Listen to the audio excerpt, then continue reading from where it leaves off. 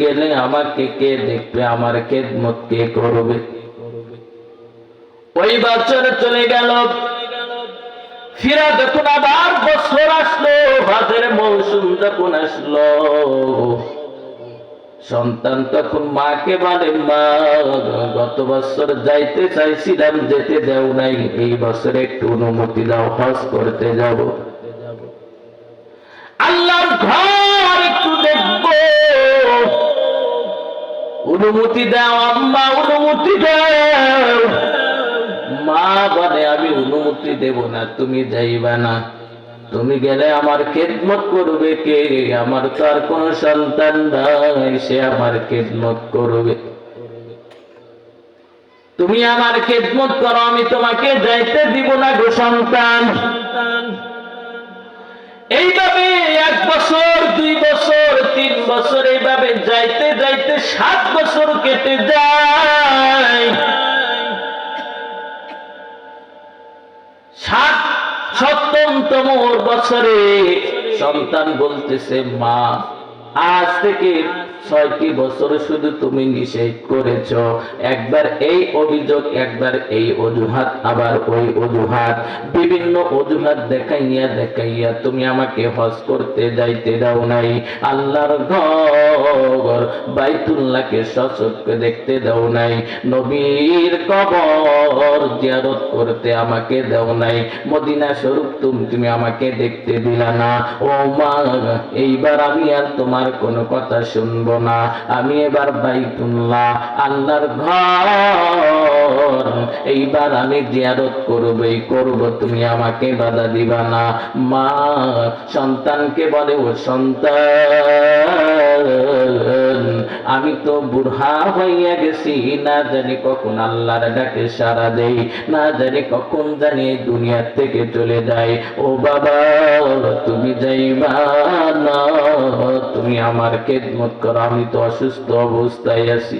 সন্তান বলে, মা আর তোমার কোনো কথা মানবো না, 6টি বছর তুমি আমাকে যেতে দাও নাই, এই অজুহাত ওই অজুহাত দেখাইয়া দেখাইয়া তুমি আমাকে গ্রামে রেখেছ, খানায় কাবা বাইতুল্লাহ দেখতে দিলা না, এইবার আমি তোমার কথা মানবো না, বাইতুল্লাহ আল্লাহর ঘর আমি জিয়ারত করব, এই করব।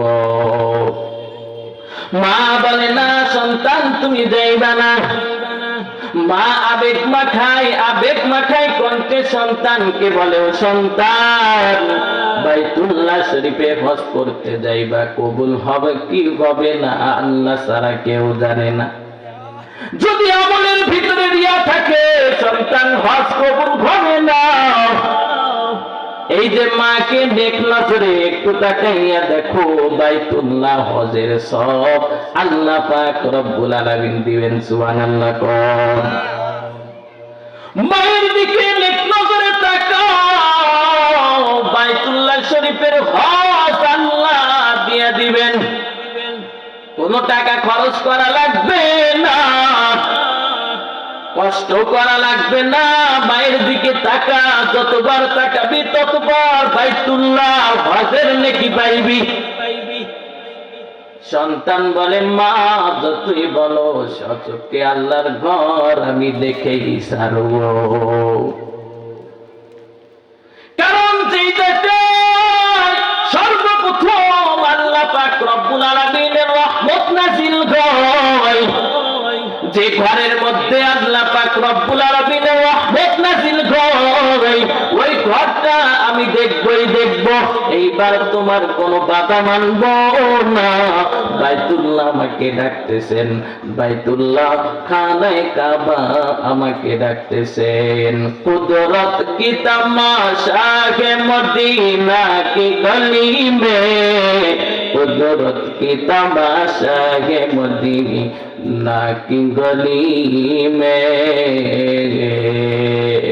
ও মা, খানায়ে কাবা আমাকে ডাকতেছেন, বাধা দিয়া রাখতে পারবেন না, আমি এবার যাবই যাব। মা ঘুমাইয়া গেছেন, রাত্রিবেলা সন্তান প্রস্তুতি লইয়া ঘর থেকে বের হইয়া গেল, মা জানে না।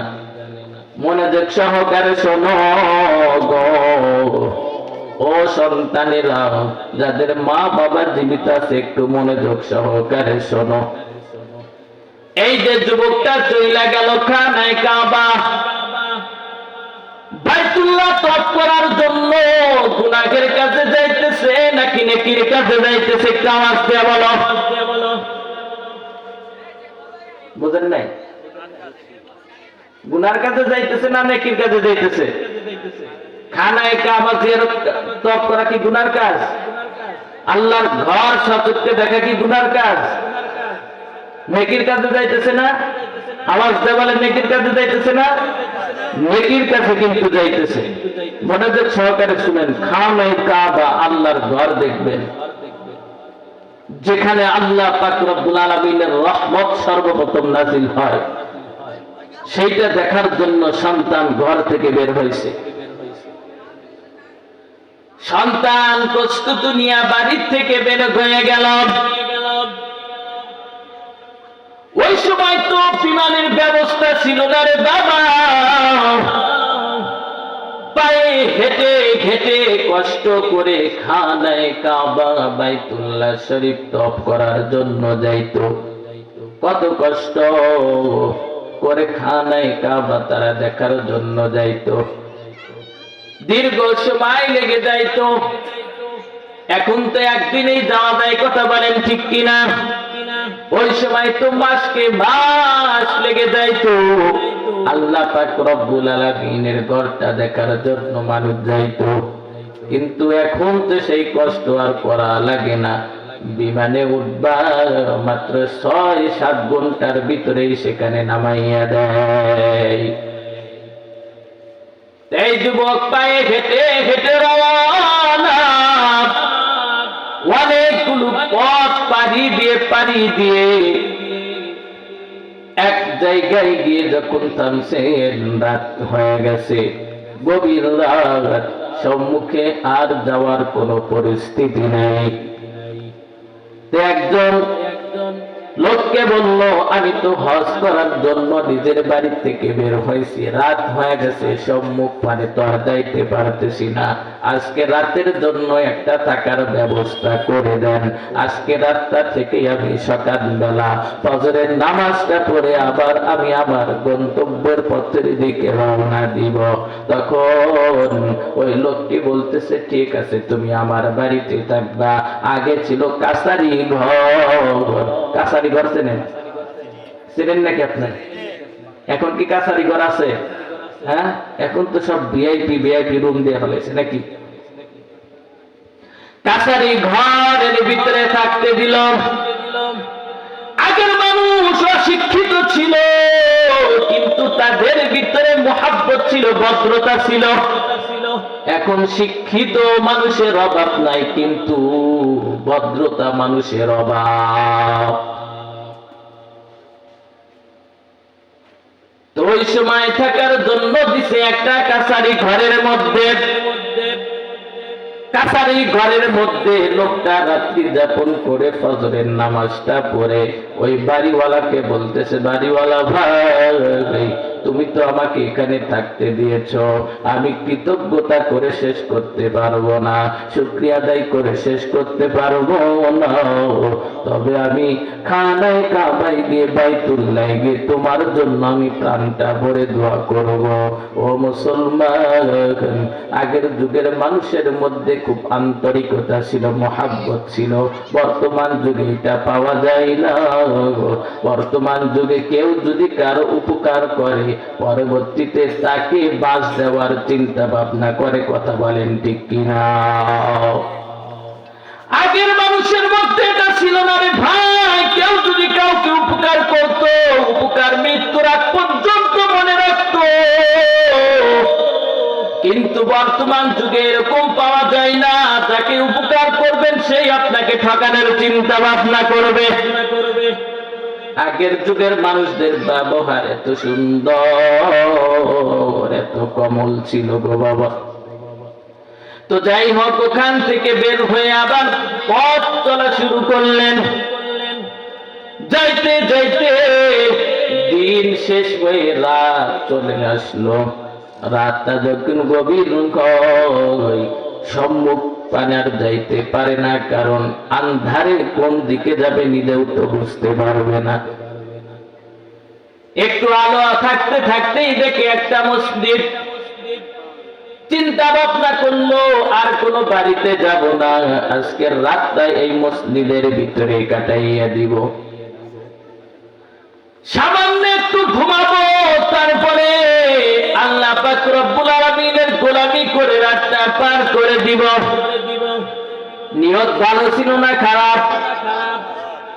কথা বলে, নিয়ত ভালো ছিল না খারাপ? ভালো ছিল না? অল্প সময় ঘুমাবো, তারপরে ঘুম থেকে উঠে আল্লাহর গোলামি করব, ইবাদত করব। ঘুমাইয়া গেছেন। ওই সময় গ্রামের ভিতরে, ওই দিন রাতে গ্রামের ভিতরে একটা চোর ঢুকেছে। চোরটা ঢুইকা গ্রামের মধ্যে কয়েকটা বাড়ি চুরি করে। চুরি করে চুরির মাল যখন নিয়ে আসবে তখন ধরা পড়ে যায়। মানুষ তখন দেখে ফেলে। মানুষ যখন দেখলো চুরি করছে, চুরির মাল নিয়ে যাইতেছে, তখন গ্রামের মানুষ সবাই এলান করে সবাই একত্রিত হয়ে চোরকে দাওয়া করলো। চোর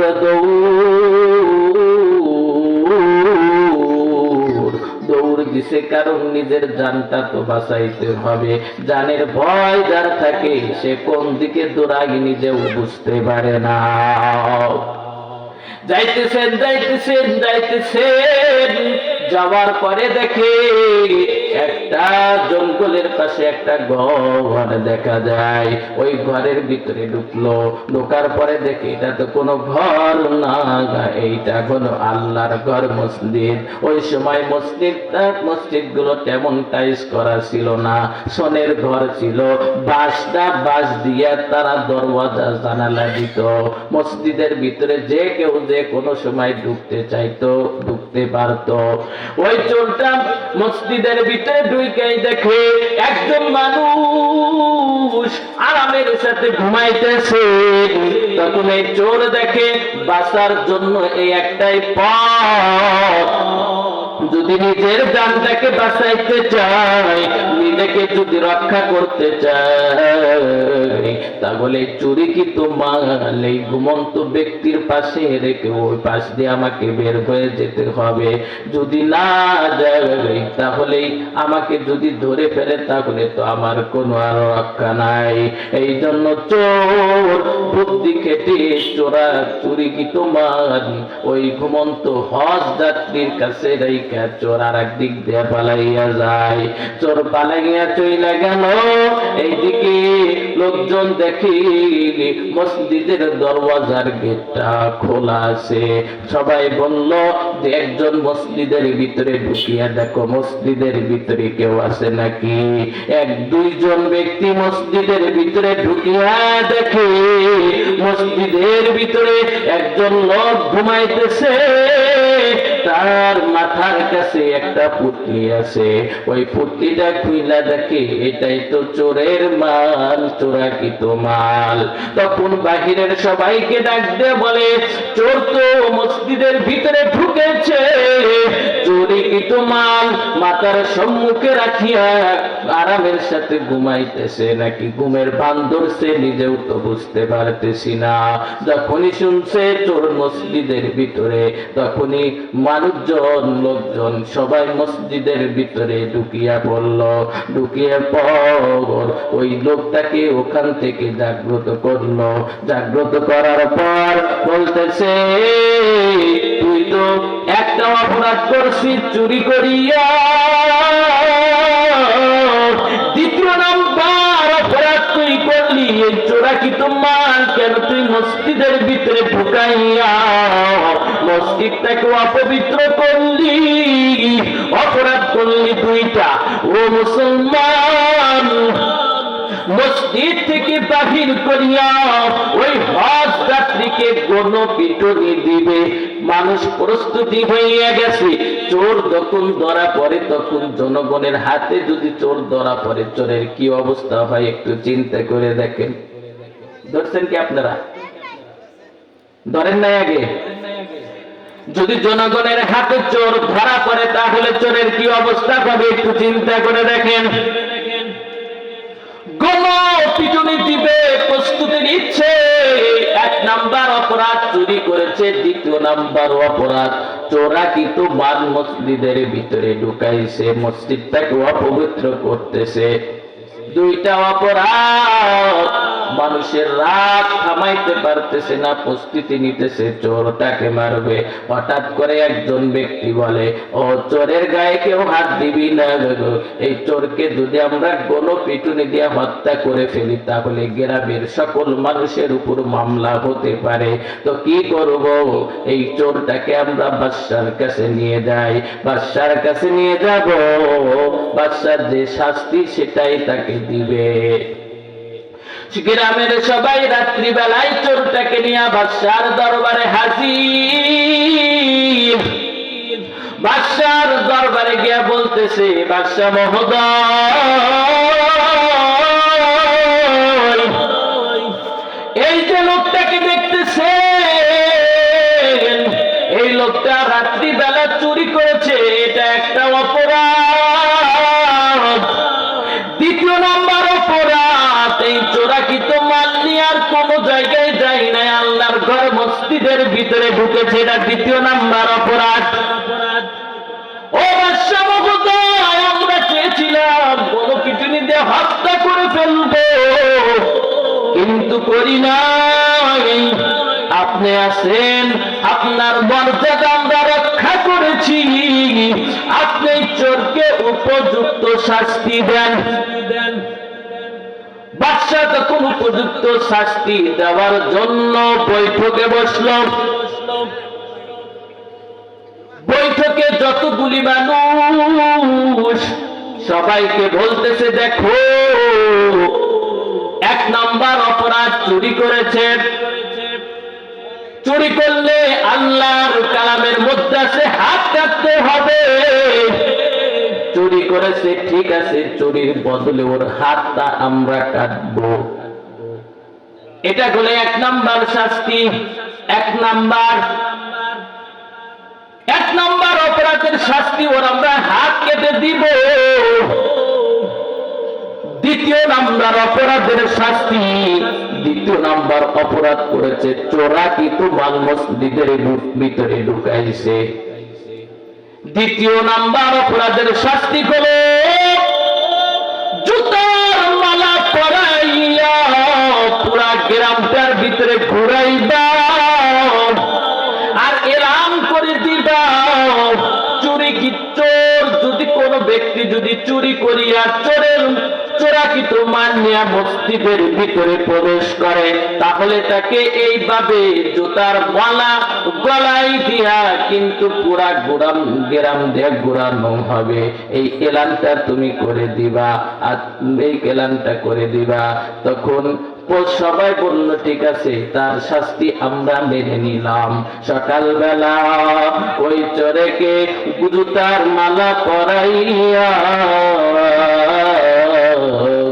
গ্রামের সবাই তাকে ঘুরাইতেছে আর মাইক এলান করতেছে, চুরি কইরা চোরাকিত মাল নিয়ে মসজিদের ভিতরে গেলে তাকে এই ধরনের শাস্তি দেওয়া হবে।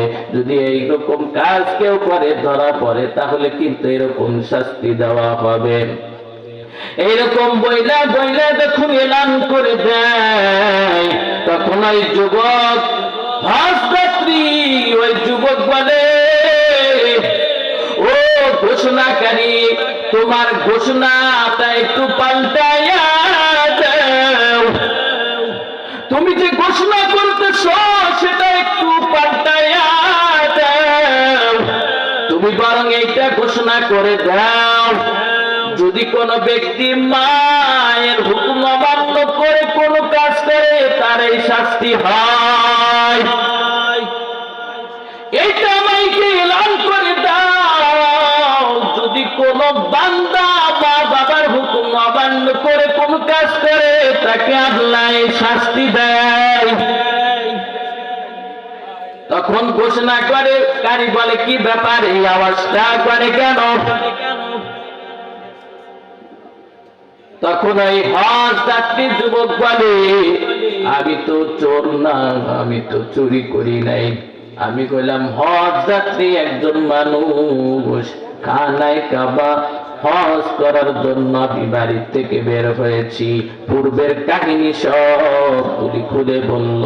তখন গ্রামের সবাই তাকে আবার বাদশার কাছে নিয়ে আসলো। নিয়ে আসার পরে বলতেছে, বাদশা মহোদয় শোনেন, এই ব্যক্তি কি বলে শোনেন। পূর্বের সব কাহিনী খুলে বলল। তখন বাদশা মহোদয় সবাইকে বলল, ও বান্দারা, তোমরা কেউ যেন মা বাবার সাথে নাফরমানি করো না, তোমরা কেউ যেন মা বাবাকে কষ্ট দাও না, তোমরা কেউ যেন মা বাবার সাথে উচ্চ গলায় উচ্চ আওয়াজে কথা বলো না। যদি বলো তাহলে আল্লাহ পাক রব্বুল আলামিন দুনিয়াতেই কিন্তু তোমাকে যে কোনো একটা শাস্তির সম্মুখীন করে দিবে। এই জন্য বলি মুমিন মুসলমান ও যুবক ভাই, মা বাবার সাথে